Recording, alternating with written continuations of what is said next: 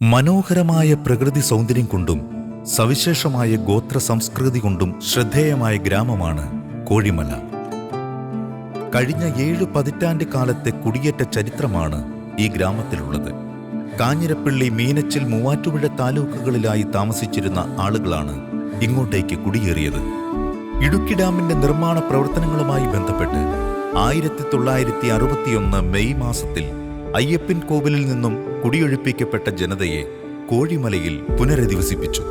ഇത്തരത്തിൽ ഒരു തലമുറയുടെ ചെറുത്തുനിൽപ്പിലൂടെയും അതിജീവനത്തിലൂടെയും ആണ് ഈ നാടിന്റെ ചരിത്രധാര രൂപപ്പെട്ടു വന്നത്.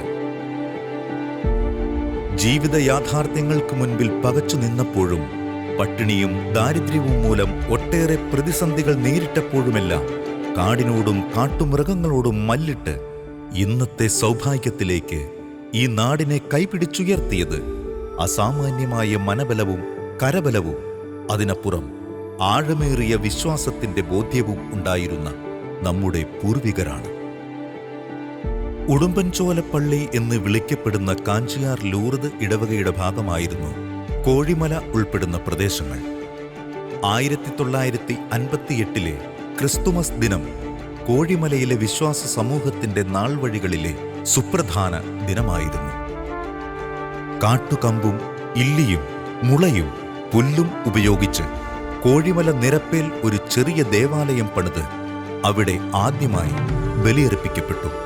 തുടർന്നുണ്ടായത് വിശ്വാസത്തിന്റെ വലിയ ബോധ്യത്തിൽ നിന്നുള്ള ഒരു ജൈത്രയാത്രയാണ്.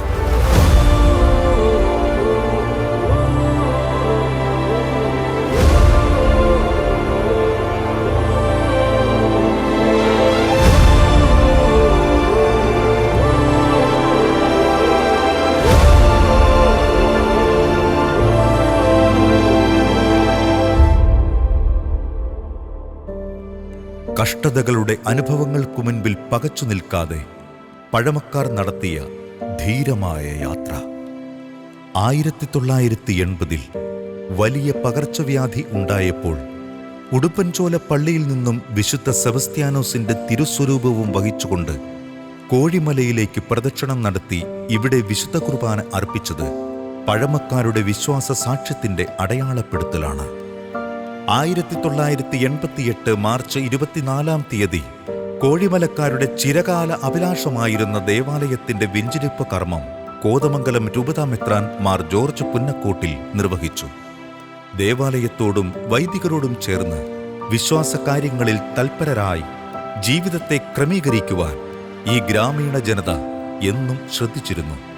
2005 ഏപ്രിൽ 10 ഇടുക്കി രൂപതയുടെ പ്രഥമ മെത്രാൻ മാർ മാത്യു ആനിക്കുഴിക്കാട്ടിൽ ഇപ്പോഴുള്ള ദേവാലയത്തിന്റെ ശിലാസ്ഥാപനം നടത്തി.